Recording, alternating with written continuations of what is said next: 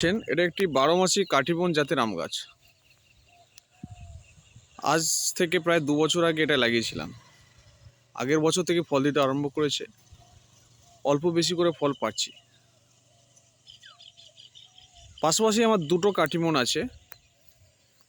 একটা ওই দূরে একটা দেখতে পাচ্ছেন, ওইটা দূর থেকে কতটা বড় মনে হচ্ছে, কিন্তু গাছটা প্রায় আমার থেকে আরও 1-1.5 হাত লম্বা আছে। ফাল্গুন মাস পড়ে গেছে, একটু গরম পড়েছে, অলরেডি মুকুলের দেখা মিলেছে।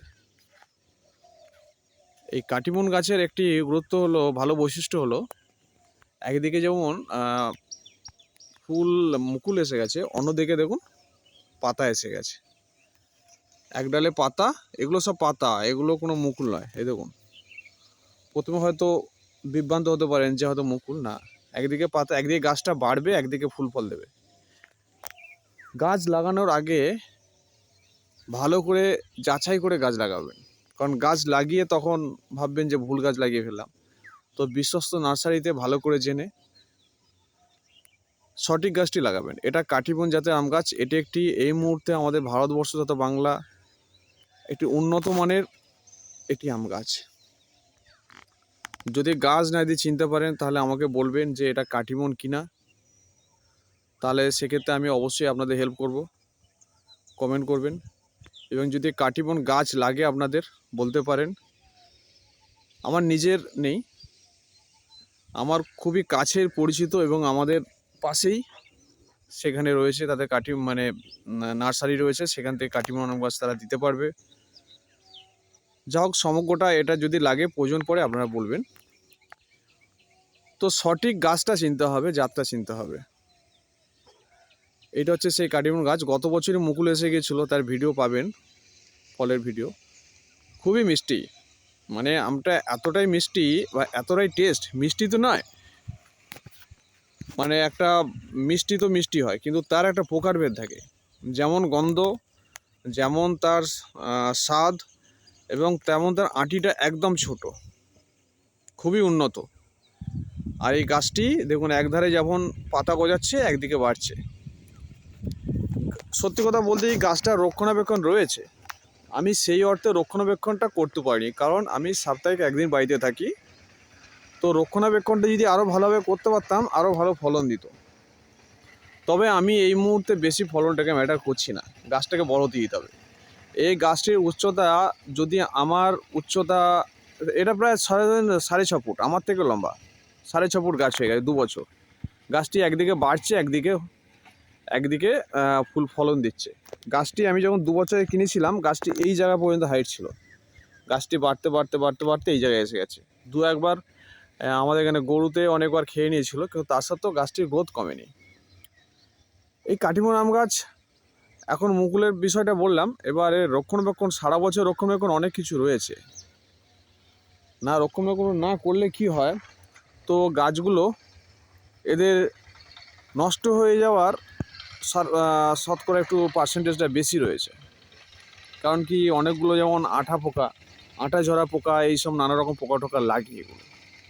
এগুলো গরম পড়ার সাথে সাথে, বর্ষা আসার আগে এগুলো সব ইউজ করতে হয়। গাছের গায়ে এরকম রঙের তুলি দিয়ে মানে একটা প্রলেপ দিতে হয়, না হলে পারে বিভিন্ন রকম ক্ষতিকারক পোকা টোকা লাগে, গাছকে শুকিয়ে দেয়, নষ্ট করে দেয়। এরকম অনেক উদাহরণ রয়েছে, গাছ এরকমভাবে নষ্ট হয়ে গেছে।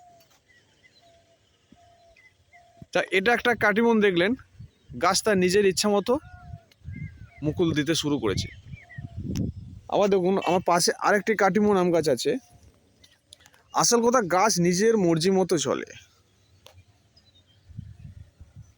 বিষয়টা অন্য কিছু না। এই আম গাছটাতে পাতা এসে গেছে। এখন মুকুল আসার কথা, তো পাতা এসে গেছে। গাছ নিজের ইচ্ছেতে বাড়ুক। আর আমি চাইছিলাম এখন ফুল না আসুক কাঠিমন এই আম গাছটিতে, কারণ কি, এখন তো সব গাছে, সাধারণ গাছে, হিমসাগর গাছে, বা যেগুলো 1 বর্ষজীবী মানে ফলন দেয়, সেই গাছেও মুকুল এসে গেছে। তো সেই কারণে এখন এই গাছটা মুকুল হোক, আম হোক, আমি এটা চাই না। কারণ এই আমটা আমি যখন চাইবো, যখন আমের সিজন নয়, তখন আমটা আমি পাবো। এখন সিজনে তো প্রচুর আম পাওয়া যাবে, একটা সময় আমের দামই থাকে না। তো সেই কারণে এইটিতে এখন পাতা এসে গেছে, ভালোই হয়েছে, গাছটা বড় হবে। এবং এটা এপ্রিল মাসে এর মুকুল আসবে বলে দিলাম এখন থেকেই, যেটা আমি দেখে বুঝি যতটুকু আমার অভিজ্ঞতা।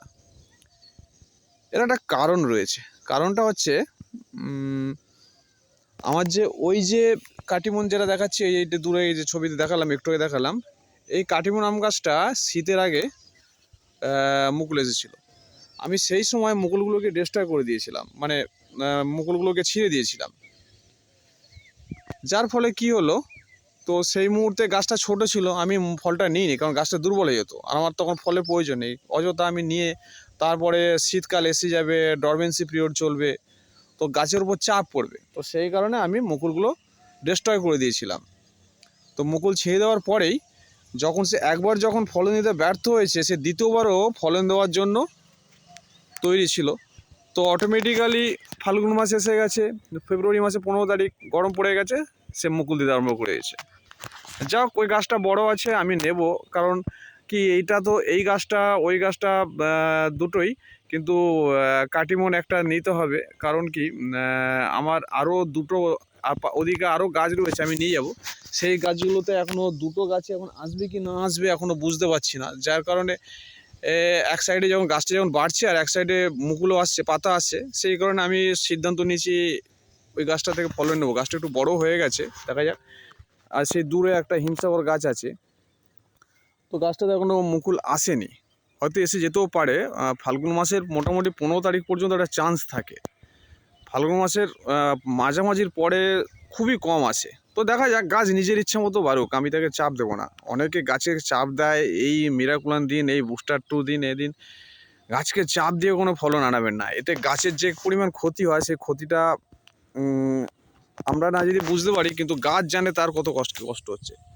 এটা কখনোই তার নিজের স্বাস্থ্যের বিরুদ্ধে গিয়ে তাকে ফুল ফলন জোর করে আনাটা গাছের স্বাস্থ্যের হানি হয়। এবং এটা জানি না, এটা আমার কাছে অন্যায় মনে হয়। গাছ নিজের ইচ্ছে মতো বাড়ুক, কোনো ক্ষতিকারক হরমোন স্প্রে করবো না। এটা একটা পার্ট গেল। তো এই গাছটা মুকুল আসেনি, এটা এপ্রিল মেতে আসবে, আমি বলে দিলাম। আমি ভিডিও দেবো আপনাদের। এখন পাতা এসছে, পাতাগুলো দেখতে পাচ্ছেন, এই দেখুন অসংখ্য পাতা এসছে। এবং এই পাতাগুলো যা গ্রোথ নিয়েছে, এর শাখাটা কম করে 1.5 হাত লম্বা হবে। এই দেখুন 1.5 হাত লম্বা হবে। এই সময় একটু গরমের হাওয়া পেয়েছে, তো 1.5 হাত লম্বা হবে এবং গাছগুলো খুব বড় হবে। বাড়ুক গাছটাকে। এতে আমি শুধু এই মুহূর্তে ম্যানকোজেব আর কার্বনডাইজিম জাতীয় যে ফাঙ্গিসাইড আছে সেটা স্প্রে করব। এখন এতে কোনো কীটনাশক দেওয়ার প্রয়োজন নেই, অযথা কীটনাশক স্প্রে করা উচিত নয়। এবার অন্য গাছগুলো দেখাই। এটা তো দেখালাম, এই এটা কাটিমন।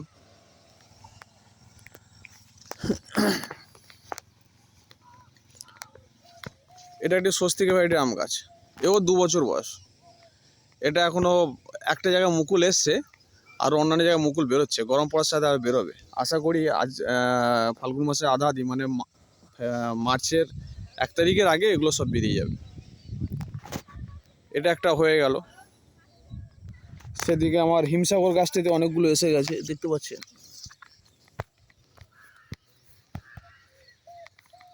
এইখানে এই দেখুন অসংখ্য এসে গেছে এবং আরও আসছে, সব আগা ফেটেছে, আসছে। মাঝে মধ্যে ঠান্ডাটা বাড়ছে কমছে, এরকম একটা খামখেয়ালিপনায় চলছে আবার, সেটার উপর ডিপেন্ড করছে। হ্যাঁ দেখুন দূরে একটি হয়ে গেছে। প্রথম কথা হচ্ছে গাছ নিজের ইচ্ছে তাই বাড়ুক। এটা তো আমার দেখুন, এটা গাছটা বয়স 2023 সালের মাঝামাঝি লাগিয়েছিলাম, এখনও 25 সালের মাঝামাঝি আসেনি, 2 বছর বয়স নয়। গাছটা বড় হয়েছে, তাই অল্প কিছু ফলন নেব। আমার ফলন নেওয়ার ক্ষেত্রে কোনো রকম তাড়াতাড়ি কিছু নেই, ওটা উচিতও না। আজকে আমার এই বাগানটার ছবি দিলাম। আমার আরও অনেক আম গাছ রয়েছে। এটা আমাদের মাঠ বাগান, দেখতে পাচ্ছেন। এখানে জলতলা পাম্প রয়েছে, পুকুর রয়েছে, ধানের গাদা রয়েছে, পাশে আমাদের জমি রয়েছে। আর সাথে এই সারাউন্ডিং এরিয়াতে প্রায় 8-9টা আম গাছ আছে, অন্যান্য গাছ আছে, বেগুন গাছ আছে। এই সমস্ত এখানে বাগান, সব সবজি চাষ করেছি,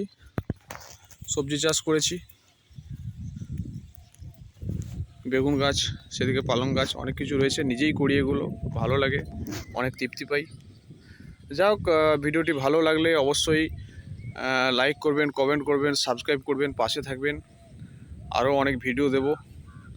আপনারাও গাছ লাগাবেন, এটাতে খুব ভালো লাগবে। আপনারা গাছ লাগালে আপনাদেরও ফলন পাবেন, সেই ফলনটা দেখতেও ভালো লাগবে। অনেক অনেক ধন্যবাদ জল মাটি জীবন চক্র চ্যানেল থেকে।